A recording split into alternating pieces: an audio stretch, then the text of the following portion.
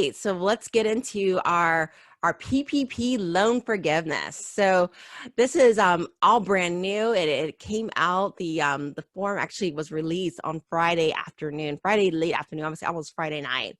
And the Paycheck Protection Program, that is a loan program that originated as part of the CARES Act, which is the Coronavirus Aid Relief and Economic Structures Act. And it was signed into law by our President Trump on March 27, 2020, and was part of a $2.2 trillion stimulus package. Can you imagine seeing $2.2 trillion? I used to do bank audits, and I remember like looking at $1 million when it's bundled up in a corner. It doesn't look very big. I imagine what $1 trillion looks like. But I guess that, that is a lot of money. But in the PPP loan, business owners were given the opportunity to get a loan for 2.5 times their average payroll for an 8-week period. And the reason why was that this was a good thing was because the loan could actually be forgiven. And it could be forgiven if the business owner used 75% of the loan proceeds on employee payroll items such as employee health insurance or retirement. And also they can have the loan forgiven if they maintain 100% of their employees that were already in their business on February 15th. Whatever was remaining of that loan, that additional 25%, after the 75% was used for payroll, they get used for certain other items, such as mortgage interest expense for those of you that own buildings. It could be used for rent. It could be used for utilities. And on April 24th of this year, what we found was prior to April 24th, the original tranche was exhausted. It was literally gone in 2 weeks, right? It was gone. And a lot of things happened too. It was hard to get the banks to get their systems together. And on April 24th, a second tranche was approved for $310 billion. And that was injected into the Paycheck Protection Program. So right now we're using the second tranche, and surprisingly, it hasn't run out yet. So I guess that's what happens when you allow small businesses to use small business funding versus bigger business to do that. On Friday night, a application was released by the SBA to really spell out what this looks like. And I'm going to go ahead and do a screen share right here. And I'm going to also put the URL in our Facebook group so that you guys can go back and look at this later on at your own time. And so this here is the PPP loan forgiveness application. And this is available on the SBA website. I will put that URL in our chat group. And my first inclination when I read it, and I read it for you guys this weekend because I love you guys so much. But, I found that it was actually very fair. It was actually very fair. And I feel like they've really done a good job, the SBA, in terms of keeping to their original provisions and what their requirements were. And in fact, I feel like the application is actually not too complicated either, especially if you were able to retain the same amount of individuals or bring your employees back. I feel like it's not that complicated of a application process here. What I'm noticing here is that there's really 4 components to this application. So there's the forgiveness calculation form, there's a Schedule A that's required, there's a Schedule A worksheet, and then there's a demographic form that's optional. And as the borrower, you're going to be required to submit Part 1 and Part 2. So you're going to be required to submit the forgiveness calculation form and the Schedule A form.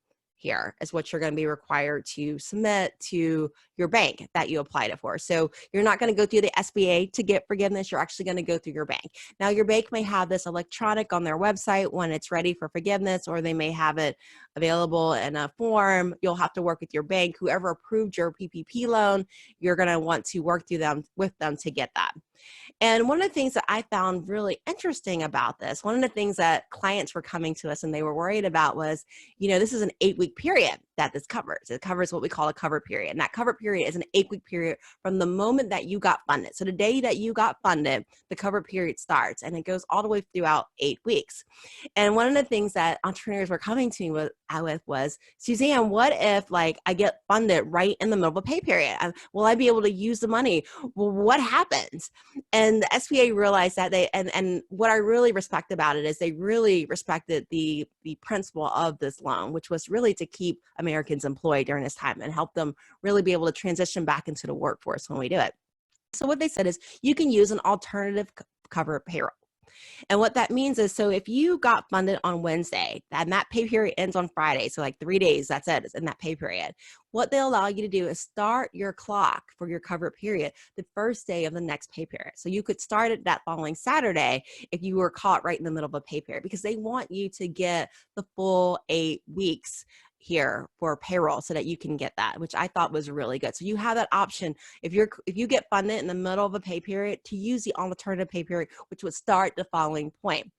Also, what I found about it too is not only do you have the option for the alternative pay period, and we're going to talk about this later on, that let's say your pay period, the SBA is they want to fund any payroll, forgive any payroll that was paid or incurred during that time. So let's say your pay period ended on your last day of your 8 weeks, right? But you didn't actually pay it until like a week later, right? Because there's just a time transition. Then they said that it was okay. It was okay that as long as the employee was working during that 8-week period, we will pay you for that full 8-week period, even if you pay it outside of the original 8 weeks, as long as in the following pay cycle, they will respect that and pay that. So definitely this is something that's going to be really good in terms of you guys that are actually funded right in the middle of the week, like I think many people were. The other thing I want to point out is that if you received a loan, a PPP loan, in excess of $2 million, there is a box that you need to check. There is a box that you need to check if your loan was more than $2 million. And some of my staffing firms out there, you're going to have that situation where your loan was above $2 million. And so you want to make sure that you check that box. And the reason why is there's some different provisions that occur if you have a loan of more than $2 million. And that's stemming a lot from the abuse with the publicly traded companies when they were taking out these PPP monies that were really set aside for small businesses. And so you want to make sure that, you check that box, and you're going to really want to pay attention to some of the things I want to talk about too with the documentation requirements. Actually, everybody should pay attention, but especially know that if you're going to be audited, you want to make sure your ducks are in the row. The other thing that I want to point out that's key in this is your eligible payroll costs. So again, what the SBA is wanting to do, and again, they were really fair about this, they wanted to cover any payroll costs paid or incurred. And I'm highlighting that word incurred because that means that even if you didn't pay it out during that 8-week period because you were caught in like a pay period that was like split on that end of that pay period, they're gonna still cover it. They're still going to cover it. You just need to make sure that you pay that out on the next regular payroll day. So right here it says are eligible forgiveness and paid out before the next regular payday. So don't be rushing like, oh my gosh, I got to change my pay periods. Keep your pay periods the same. Do not change your pay periods. You don't have to change your pay periods. They will honor that. Because again, their philosophy is they want to pay, the intention, the spirit of the law is they want to pay it out if you incurred it. So if you incurred it during this 8-week period, they do want to pay this out. And if you have employees that are high earners that make more than $100,000, they do want you to cap the forgiveness amount that you're submitting at $100,000. And there's actually a reporting that you'll have to do for that. So if you've got someone that makes more than $100,000, for you business owners that make more than $100,000, cap your salary, do not go over $100,000 for loan forgiveness. And actually in this application, it tells you that the amount is $15,385. That is the maximum that any employer or any person can be paid under the PPP loan for 8-week period. So $15,385 is the cap that you can be paid out. It also talks about your non-eligible payroll costs. And I really like this because, there's a lot of questions over this area. Like, what exactly is utilities? Is phone included? What is exactly utilities? And a lot of creativity that people were wondering about. And in terms of non-payroll costs that can be included in this forgiveness amount, it includes your mortgage interest obligations. So like if you have a building that you own and you've got interest on this building that you're paying out, that can be included as part of the forgiveness. If you are in a lease obligation because you've got rent for a physical facility or lease agreement, that can also be included in the forgiveness. And finally, the definition of utilities. Utilities is actually utilities. It includes electricity, gas, water, transportation, telephone, and internet. And the key to each of these not eligible non-payroll costs is they have to have been in place by February 15, 2020. So you can't have just started these services in the middle of your covered period. You had to actually have it in place already in February 15th. And there's going to be some documentation requirements that you're going to need to meet in order to prove that those were actually in existence for that we're going to talk about a little bit later on here. So again, more definition as to what is included in non-payroll costs. And also you can see that there's a grace period in terms of when you pay out the payroll here. So even if you don't pay it out, you have the ability to go ahead and put that in there. So let's see. The next item here is, so again, you're not changing anything. You're just sticking with what you've always done to be able to get that. Page 3. So let's go on to page 3. So page 3 is the actual application. This is where it all starts here. One of the things that I notice in this application is they are asking for the EIDL advance amount. And if you guys go back to watch some of the previous videos that we did and previous trainings that we did, the EIDL was a economic injury disaster loan, and they gave an advance up to $10,000, right? And with this $10,000 advance, it was forgivable, right? It was pretty much treated as a grant is really what it was treated as. And in the earlier writings, it does talk about the EIDL, and it says that SBA will deduct the EIDL advance amount from the forgiveness amount remitted to the lender.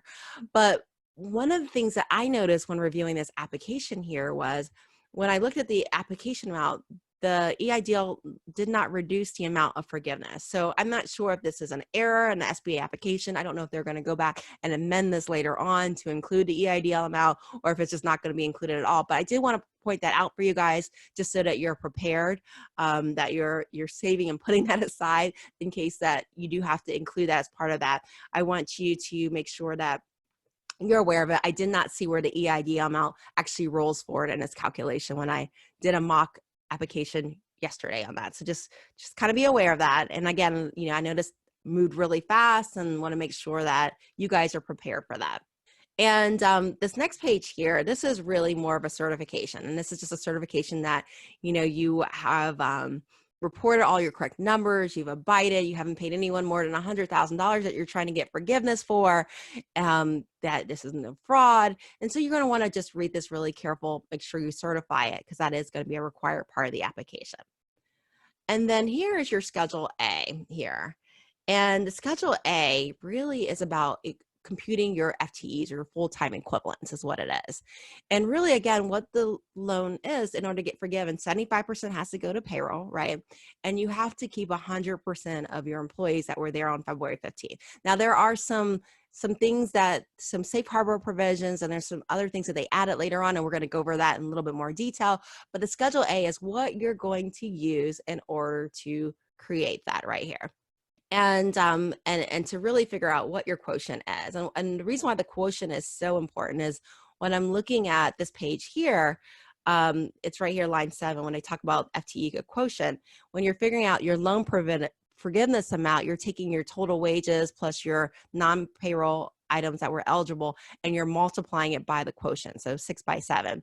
And so technically, if you are not able to rehire people or keep the same amount of employees, technically the amount of forgiveness that you are applying for can be lessened as a result of that. So I just want you guys to be aware of that.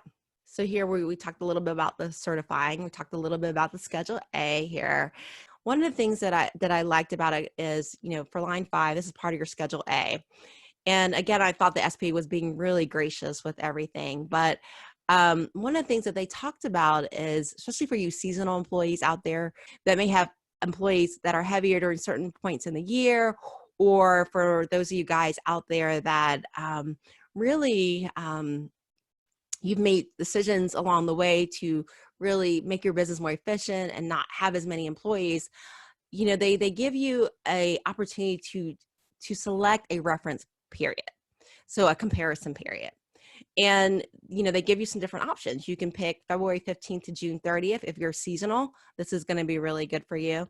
If you're pretty much the same as where you are now, and you haven't changed very much, you may want to pick January 1st, 2020 through February 29th, 2020. And then, and let's say you're seasonal, really seasonal, and let's say your busy season is during a different point. And this is really important because we have some clients that are dance schools, that are definitely impacted by this. If you're in any type of yard work or landscaping, you can be affected by this. But you can literally pick any 12-week period as a comparison between May 1st, 2019 and September 15, 2019.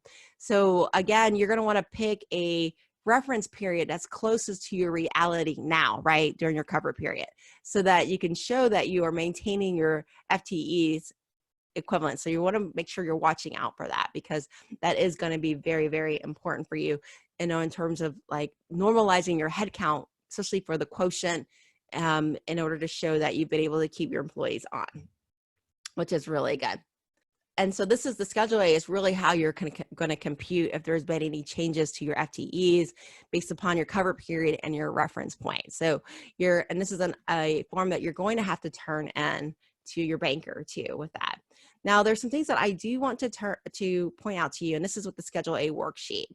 Now, the Schedule A worksheet is going to impact those that have laid off people prior to receiving the PPP loan. So if you laid off employees between January 1st through April 26th, you're going to want to definitely make sure that you're watching this very careful here, because this is the calculation literally for calculating that percentage that it will be forgiven, that quotient. And something that I want to bring up to you is a lot of people have been asking, especially when at the same time that they gave out the PPP loan, one of the things that they did was they said, you know what, they also increased the unemployment benefits, right? So your employee now, if they were laid off, they were getting literally their regular unemployment, plus they were getting $600 a week additional. And for some of our small businesses out there, what we found was the employees actually made more money being on unemployment, right? And so what happened was when the companies were getting the PPP money and they were calling people, asking them to come back, one of the things that was happening was, so people were like, hey, I'm pretty comfortable, I don't want to come back, or I decided to do something different, or I took another opportunity. And so employers were literally thinking, what am I going to do now? I have PPP loan money and I can't get my employees back. And so what the SBA did is they said, you know what, if you make a good faith effort, and I mean in writing, right, and you actually extend the offer to rehire back in writing, and you do this during the cover period or alternative period, and the employee says, no, I don't want to come back. The employee says, I don't want to come back. Then we will not count this against you. We will not impact your quotient. We will not count this against you. And because you did everything you could as an employer to bring them back. Now, if you had an employee that was fired for cause like insubordination or one of those reasons in your own state, you want to make sure you talk to your attorney before dismissing someone. If they were fired for cause, or if they voluntarily resigned, or if they said, you know what, I just want to reduce my hours and work less. Again, this is not going to count against you. This is not going to affect your FTE quotient, and you'll still be able to get loan forgiveness. So again, the SBA is really putting their hand out there to really extend grace to business owners. And I thought what they did was extremely fair in this. The other thing that could happen too, let's say you are in a situation where you got an employee and you furloughed them, right? But you don't really want them back, right? You don't want to deal with this putting an offer in writing because, this was actually the great opportunity to get rid of them, right? What they've done is they've created this FTE reduction safe harbor. And what that means is that, okay, and you guys know, you need to take your time when you're actually hiring somebody. You can't just find someone to fill a position, because we know where that ends up, right? It ends up with a bad decision later on. And so what they said is, you know what, if you're not able to find someone during this cover period or alternative cover period, we're going to give you all the way to June 30th to find somebody. And if you find someone by June 30th and you restore your payroll back to where it was, your headcount back to where it was, you now qualify for this FTE reduction safe harbor, where we're not going to impact your forgiveness if you're able to do that and restore your headcount. So again, being very, very fair as to what they're doing. I was very impressed with what the SBA did in terms of being able to stick with their original covenant and their original provision. So I found that very fair. I hope that you guys have found it fair also. This is just the actual paperwork as to what it looks like when you're calculating if you've reduced anyone's wages or reduced their hour, not necessarily wages, but more so their hours during this time, just what that computation looks like. And also, if you have anyone that makes more than $100,000, you do have to use that in your calculation right here on that for that Schedule A worksheet. I do want to take the time to talk about documentation, right? Because part of the due diligence that your bank is going to require that they do in order to forgive your loan is requesting documentation to support your expenses. And really what they're looking for here is they're looking for evidence that you have incurred expenses, that you've maintained compliance. These are going to be items like bank statements to show that you paid it out. If you have a payroll service, they're going to be looking for third-party payroll support, like those registers. They're going to be looking for payroll tax filings, so like those 941s. They're going to be looking at receipts too. They're going to want to see receipts that you've actually incurred these charges, as well as canceled checks. So make sure that you're saving your canceled checks from your bank. So you're saving your documentation so that you can be able to claim this forgiveness, because your bank is going to need to get that as part of their due diligence in forgiving this loan. And for non-payroll items, again, the big obligation, there's two things that need to happen here. One is you got to be able to prove that the expense occurred before February 15th, that this was a normal part of your business, that this is not, oh yeah, great idea, and I'm just doing this now, that it actually was already in place. And you're also going to need to make sure that it stays in place right after your 8-week period. So that month after your 8-week period, you're going to want to make sure it stays in place. So again, if you've got mortgage interest, they're going to probably ask for a copy of your amortization table. So your amortization table, your lease agreement, not lease agreement, but your loan agreement there. They're going to want a copy of that. If you're in a rent, or paying rent, they're going to want a copy of your lease agreement here. And if you've got utility bills, they're going to want a copy of your February utility bills, as well as bills during the cover period that show that you paid those, so those canceled checks, as well as those paid that are right after that period. So the thing that I am seeing here is they want to see that you were incurring these expenses prior to COVID-19, which is why they're asking for these expenses as of February 2020. So make sure that you're able to prove that. That's going to be needed in order to get that forgiveness too on there. And then for payroll, the bank is going to ask for those historical payroll files. So when we talked about that reference period that is closest to where you are now that you want to use, right? Your bank is going to ask for those registers. So be prepared to pull those registers in order to have that loan forgiven there on that. And then the other thing that I do want to show you guys here is really just the documentation requirements. They are going to require that you keep your documents for 6 years after the date that the loan was repaid or forgiven. So you're going to want to keep your documents for at least 6 years. That is going to be the statute of limitations that they can call you. And so they want you to keep it for at least 6 years. And you're going to need to produce that if the SBA asks for it, or if their Office of Inspector General, especially for you guys that are having loans that are in excess of $2 million, right? Payroll loans and like the staffing agencies, you want to make sure that you keep your records for at least 6 years. And then here, the last form is really just your demographic form. And this is an optional form. They want to know who they're lending to. They want to know if you're veteran status, if you're female or male, if you're what race you are, ethnicity. This is an optional form for you to fill out. So I hope this was helpful. I hope that this clarifies things for you guys. I'll see you guys soon.